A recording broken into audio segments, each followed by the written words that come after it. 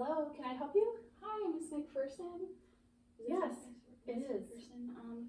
My name is Mandy. I'm a social worker for Child Protective Services. Oh, May I come into your home? I have an investigation to complete. yeah, my kids are sleeping and Oh, my mom is also taking a nap, so we okay. just have to sort of be quiet, but That's all right. I can be come on in. Thank you. I'm sorry this is a surprise, but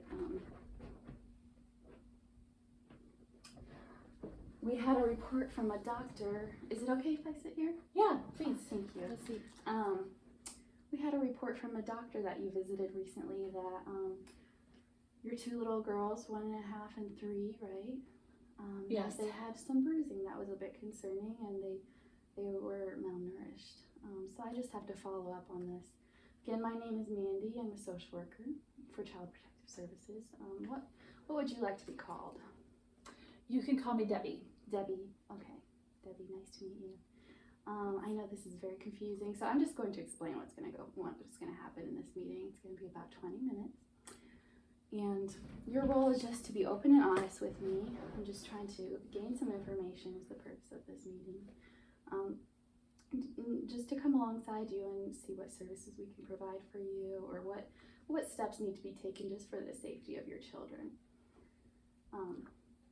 And so anything you say in this meeting will be confidential unless you report that you will hurt yourself or someone else. Then I'm a mandated reporter, but this is going to be a private meeting. We don't want, neighbors to find out. That is not my goal, so I'm just here for a private meeting with you. Okay, well, thank you. Do you have any questions for me? Well, I don't know. I mean, I didn't know how this all would work, but I sort of thought I might get a call or something. But yeah, I don't know. Yeah. This is kind of, I'm kind of worried because I don't think my mom would, I think she would be really confused if she got up from her rest and saw us talking. But So hopefully. You live with your mother? Yeah, yes. My husband and we just got married last year. Congratulations. Thanks. And we're living here with my parents until we can save up a little bit to, start renting a place or get a place of our own. But so, yeah, I live here with my mom and my dad, but my dad isn't here very much. So it's, well, he's here, but not a ton because he's a doctor. He is a obstetrician. And he works a lot of nights at the hospital, and it's been like that my whole life, all growing up. So we were, my mom and I were here a lot, alone. Yeah, for many, many years. And she's been unwell for most of those years, which makes it easier for my dad that we're here right now, just sort of to be with her. So your mother's not well, and you're staying with the twofold purpose to, save some money for your home, but also to take care of your mother. Yeah, that helps. That wouldn't keep me here necessarily because she's been doing a lot better in the recent years. Okay. Taking some medications and, seeming a lot better than she has in the past, but they do make her really sleepy too. But I don't know. There's something different going on with her. I don't know. I guess I don't really know enough about it, but she seemed a little off recently, kind of like when I was little. So there's a sense of explaining that you're doing right now. You're not surprised that I'm here. Tell me what you know about why I'm here. I guess I don't really know how it works very well, but something the doctor said made me think that I could expect to hear from somebody, and he was really nice. Okay. But it was more my grandma that was helping me. Your grandma. She said it'd be a good idea to take my kids to the doctor, which I know people take their kids to the doctor, but we don't really because my dad's a doctor. And I grew up not really needing to go much because anytime I'd get sick, he would just call in a prescription or whatever. So you're not used to going to a doctor like that? Not really. But my grandma thought it'd be a really good idea, and she actually pointed out something that I already was starting to notice was my kids were getting bruises probably from my mom disciplining them, like when I used to be disciplined by my mom. Discipline. Yeah, and my parents we all just bruise really easily in our family. And so if you get a spanking or, if she just picks up whatever is nearby and swats you with it for discipline, it leaves a mark wherever. And I started noticing that with my kids. I'm going to jump in here and just, some information I need to know is, I'm curious, tell me the motivations or the emotions that are associated with those bruises and the hitting. For example, sorry, that's a difficult question. For example, does it come from love, where I need to do this to show you the right way to act, or does it come from you are upsetting me, I need to hit you?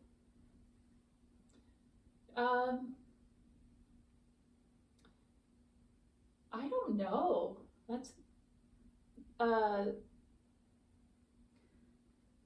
That's a confusing question because discipline a lot of the time is what our parents need to do to teach us the right way to grow up and to be a good person in society, but a lot of discipline is actually abuse.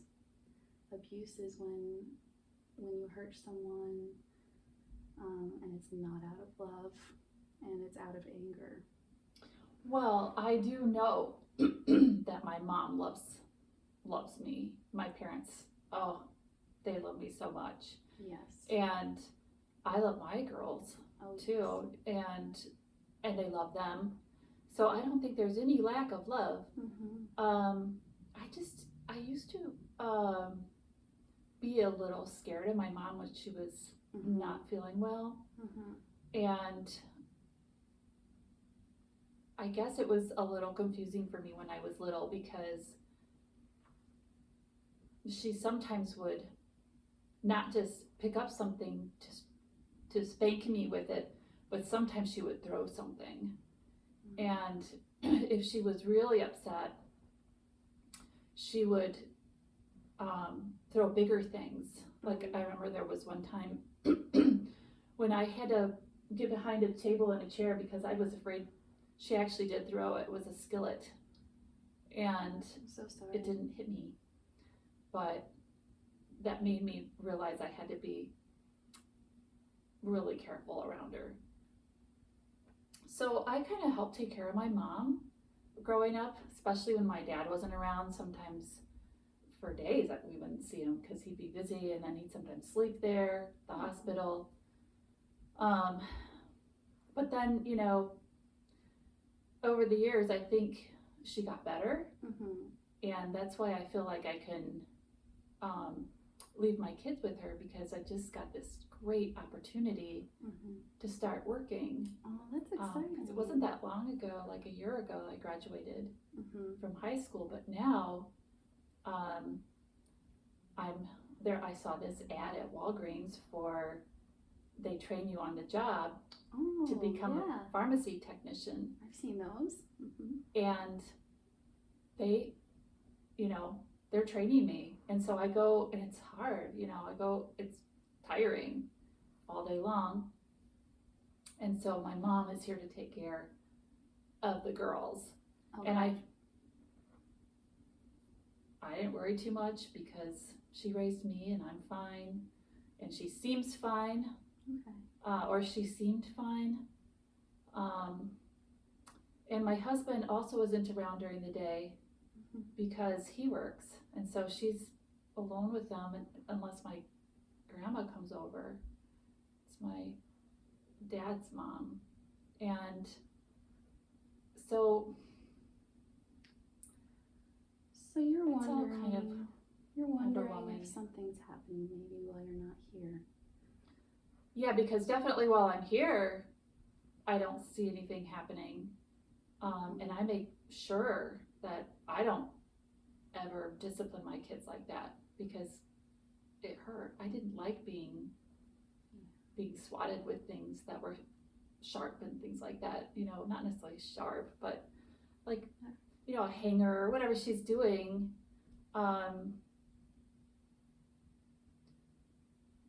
It would leave funny bruises, kind of, and you sort of have to wear a long sleeve or something to school. But I just saw it as part of her sickness. I never felt like she didn't love me, you know, but now, I guess I was just trying not to think about it too hard because I've just got so much going on, and they seem perfectly happy. And my mom seems pretty much okay in the evenings, but I guess I'm starting to wonder exactly what is going on. Like, does she sleep a lot during the day? Like, is she? I never there for the children. thought that they were malnourished, but I don't know. Maybe Tell she's me- not feeding them very well or something. Tell me the eating patterns you notice when you are home in the evening with your children. I just feed them a big supper, Okay. like usual, and they just eat it up. I don't know. I just never thought anything was up. So you're But feeling maybe they're hungry during the day. I don't know. Yeah, you're feeling confused. I am, and I'm trying not to worry too much because I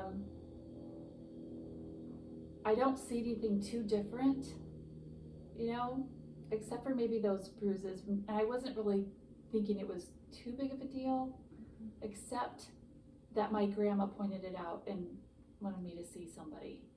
And it was kind of one of these things where she didn't really want me to talk about it with my parents. Yeah. And the reason would be, I guess, you can't depend on how she's gonna react. Tell me who this is? My mom. Your mom. That's very sad. I'm sorry.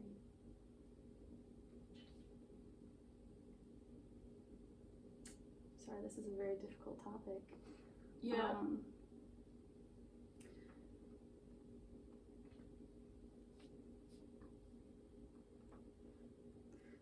So, I know this is difficult for you to talk about, but I'm gonna need to tell you some information about abuse, okay? Because this is serious and something we need to address, and it often comes from someone we love and who does have love for us, and we have love for them. But we need I've to never know- thought of it as Yeah, abuse. that's a scary word. Abuse comes from many different places. Sometimes mental health struggles, which it seems like in your mother's case is where it's coming from. Definitely. Definitely, It's an illness, yes. it's an illness, and these are things that we can't put up with, because even if we understand where it's coming from, we need to teach people new ways of dealing with their emotions, because when we let someone treat us poorly, that affects us in a very negative way. And we can't let people treat us poorly, or our children. And so what we want to do is not to condemn your mother or shame your mother for what she's doing, but we need to tell her that maybe there are different ways of coping with her mental illness or her frustrations. And so I think it'd be more like my dad your that we would have to father, tell, your because I father. don't think my mom would take it well. I just don't think she would just flip out. Mm. I don't ever talk with her about any of her illness. It's just Mhm. my dad. It's like he and I sort of work as a You team to understand. take care of her. Yeah. So I'm gonna make a note of that for our next meeting, that maybe we can meet with your father together and discuss some options. Yeah, I feel better about that. And my husband too. Like And we're your all husband. sort of a team. Yeah, Not my husband as much, but of course he's here in the evenings and yeah. I talk to him about everything and Oh, that's healthy. That's good. loves our kids so Yes. much. I can So- see you two have a lot of love for your children, and I really love to see Me parents too. who are involved in their children's lives and their well-being. That's amazing. Mm-hmm. I sometimes worry that, I know my mom loved me. I wouldn't want to, have what she has. So is that a I don't know. concern that you have? That's something we can Yeah. look into together. We can, there are many resources that I have for you written down here. You Okay. could see a counselor, psychiatrist, anything that you have concerns about. We can see another doctor about the bruising, just to make sure that the girls are safe and well fed. If there's not any other issues going on with, you say you think they're being well fed, so we can check up on that, see if there's any other health issues at play. So there's a lot of things that we can go through together in this meeting or the next meeting, whatever you would like. Oh, that's so overwhelming. I mean, the thought of having to move, Yeah. I'm Tell me not sure about. how we would afford it. Yeah. So this is overwhelming for you. All this information. Yeah. It's like, it's not out of the blue, but it kind of feels out of the blue, Yeah. because I know it's stuff that we've been dealing with for a long time, but just all of a sudden, with going to the doctor and then, I guess it's something that you sort of put on your back burner and don't think about that much, but when you put it like that, Hmm. it feels really overwhelming, yeah, Yeah. So to think about. the next steps is just, again, another meeting that we can have with the other members of your family, not your mother right away, because I know that can trigger some nasty side effects in the home that we don't really want, It could be hard with my dad a little bit, because, I know that he wants to take care of Mom mhm. and my girls and me and everybody, but he also is very well respected in the community and on our street and everything. Yeah. So this could actually be a really tough conversation with him too, just to warn you. I Thank you think he for that, probably, yeah. I'm not sure how he'll react. And I will bear that in mind, and I just need you to know that this is serious, and this is going to be a conversation that will change some lives, because abuse is never okay, and this is something that we need to get to the bottom of.